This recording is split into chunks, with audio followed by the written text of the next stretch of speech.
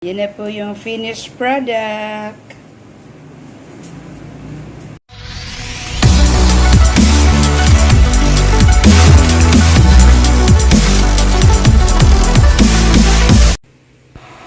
Gagawa po tayo ng special lumpia. So yan, binalatan ko na at tinanggal na yung ulo ng hipon. Ngayon, bibiakin. Tanggalin yung bituka.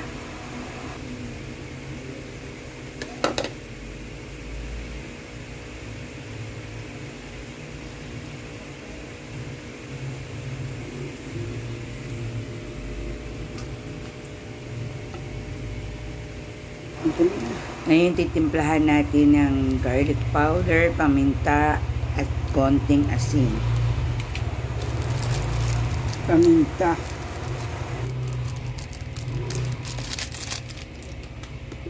And then, konting asin. Tansya-tansya lang.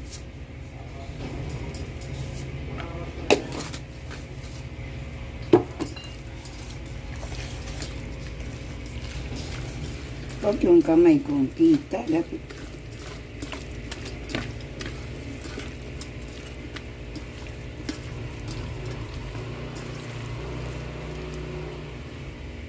So yan, templado na siya.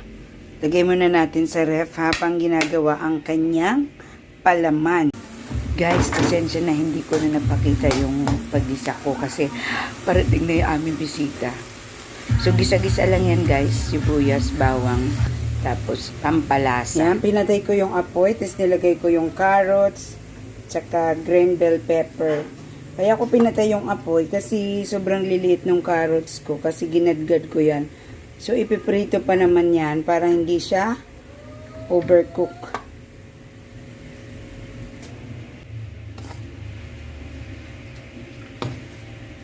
Ito yung ipapalaman natin sa shrimp. Gusto nyong lagyan ng celery, lagyan nyo. Ako kasi nakalimutan kung bumili. So, okay na yan. So, ang ginawa ko guys, sinati ko lang yung lumpia wrapper kasi malaki siya.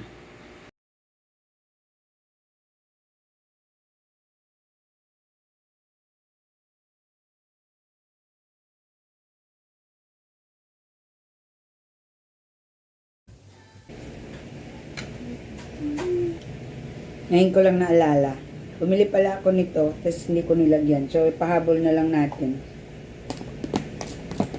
Daming pahabol. Habulin pa. Pasensya na po. Ganun talaga. Trying to be Pag mga perfect. bata. Trying to be perfect. Try and try. Mas masarap to kung celery.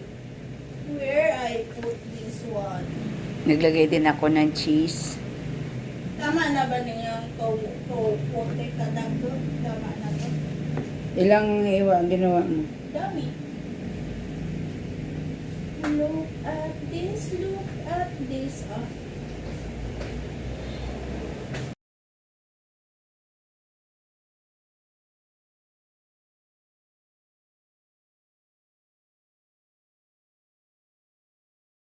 Tikmin na. Ang init. So, sauce na ko itong tamis na para ilati ani. Sarap. Sweet and sour sauce lang po ang ginamit namin. Yan na po yung finished product.